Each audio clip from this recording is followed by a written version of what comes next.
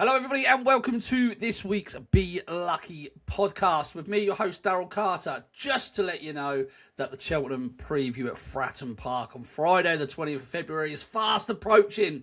I can't wait to get stuck into some Cheltenham horses with Matt Chapman, with SD, Stephen Derbyshire, and Andy Holding will be joining us on the night as well. It's going to be a good evening, a good few beers and a good few laughs.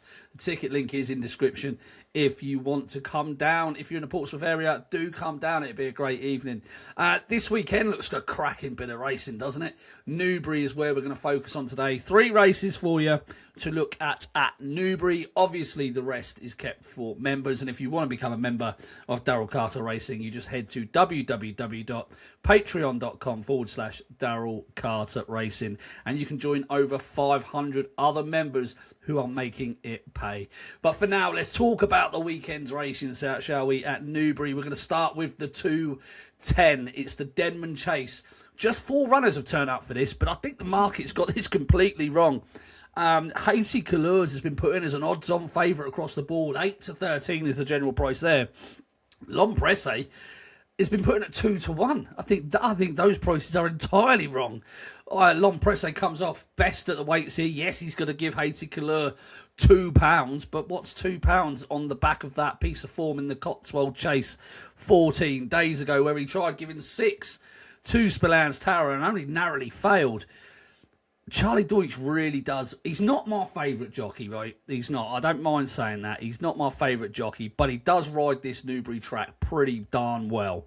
Now, L'Empresse has rarely had soft ground in his career. He's a lightly raced 11-year-old, and his form figures on this sort of ground are spectacular.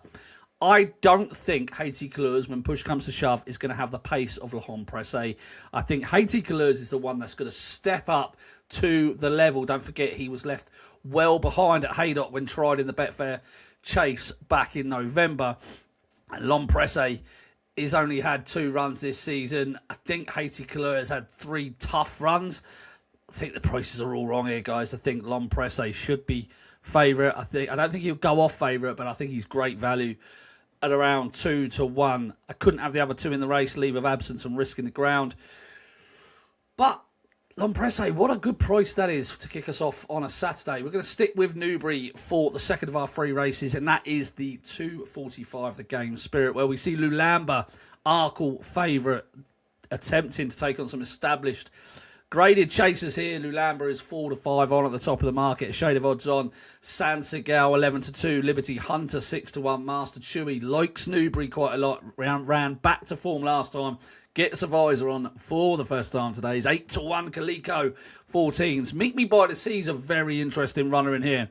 I thought they were perhaps going to go for a handicap, maybe something like the Jack Richards or a similar handicap at the festival. Maybe they're still going to do that, but maybe they're getting a run into him here. Harry Copton on 4, JP McManus 33-1, and Brookie 50-1. Not a lot separated Master Chewy and Liberty Hunter in this race last year. But let's be realistic, right? If Lulamba's got any hopes of winning an Arkle, he really needs to be slamming these. These are good horses, but they're of a level. They're not standout horses, and Lulamba could yet still be a superstar. Very interesting that they're taking in this 4th run with Lulamba, or this 3rd run with Lulamba en route to the Arkle. It's an unconventional sort of route to take on these more established chasers. And we've seen novices come out of novice company time and time again and struggle against those horses that are well adapted to the pace of the race. How will Lulamba fare? I wouldn't want to be getting stuck in at 4-5, whilst I do recognise that he should be miles the best horse in this race. If you want to look into the without market, I'd suggest something like Master Chewy might offer a bit of value. First time visor, and he loves Newbury. He fended off Liberty Hunter in this race last year, and I think he will follow home Lulamba as he comes back into form. It was a good run last time behind Edward Stone, I thought, at Kempton. I don't think he'll mind the ground at all. And I think he's probably a good bet in the without market. Right, the final race we're going to look at, guys, we sped through this at Newbury on Saturday because it's exciting racing. And we're looking at the William Hill Hurdle. 87,000 to the winner. We've got 16 runners from a max of 24. It's soft ground. Let It Rain heads the market for Dan Skelton, Harry Skelton. All In You, 6-1 for Warren Greatchecks and James Bowen, who gave this a peach of a ride at Sandown last time.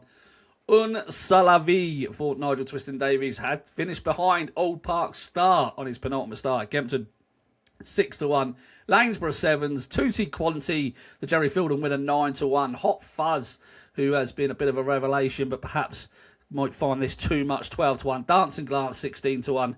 And much bigger the rest. There's a couple of big prices here I just want to point out to you before we get stuck into who I really think is going to win the race. Wellington Arch, I think, has been laid out for this for John Joe O'Neill. Now, I'll always remember when John Joe laid out Soaring Glory for this race a few years ago. Slightly different profile of a horse here with Wellington Arch, but definitely caught the eye on his seasonal return at Windsor when he tried to make all the running and then just tired late on. The form he showed last year at the back end of the season, winning at Aintree, beating Kopek Demi, could be a very smart horse, and then going to Punchestown and running a close third there. Over 2.5 miles, I just think dropping back in trip, he could go very, very well here. He's not had soft in the growing description throughout his career much, but when he has, he's got some very smart form figures, and he's a very consistent horse. He could go very well here. Big price. So I'd keep him on side. The other one is the other John Joe O'Neill runner, Reckless Eric. Now, last year, they went from Kempton and they went directly to the Imperial Cup.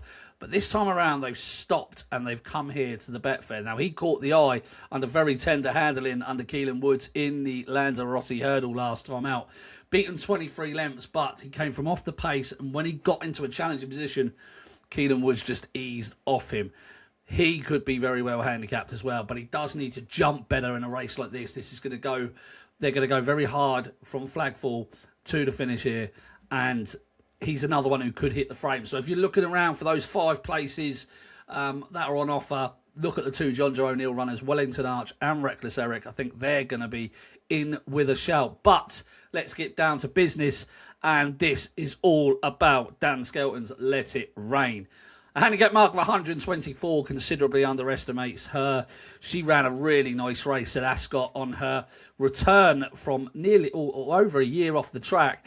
And it was evident that Harry Skelton was just giving her a day out. Reined back after a few hurdles as she was making ground. They couldn't go quick enough for her. And then it was almost like at the final flight, Skelton thought, I'm going to fucking win this and I'm going to absolutely blow my handicap mark. So he just nursed, and then he started riding once other horses were having sustained runs coming past him. If you look at that form, she's now £5 better off with All In You, who went out and won at Sandown next time, his second favourite in this. She slammed a horse called Rocola Vogue at Wetherby in a novice hurdle. Absolutely destroyed the horse. That horse is rated higher than her. Her form with French Ship before that at Chepstow, French Ship, is now rated 146. If you want even more evidence, go back to that Ascot listed bumper that she won with Celtic Dino back in third, and she won it very nicely. This horse hasn't got £10 in hand of the handicapper. My golly gosh, I'd be absolutely stunned. Stunned, I tell you. She's been laid out for the race. The ground is fine. The track is perfect. Give time for Harry to come into that home straight and just tank in there before he quickens on. I don't think anything will live with her. I think she's too well handicapped. She's the best bet of the entire day, my friends. But that is it. That's the 3 races we cover here on this channel on a Thursday. If you want more information, if you want to see my tips for Saturday, if you want to get involved in the DC network, which is expanding and blowing up considerably right now with market form, then come and join the Patreon. It's only £26 a month. It's www.patreon.com/Daryl Carter Racing. Until next week, be lucky.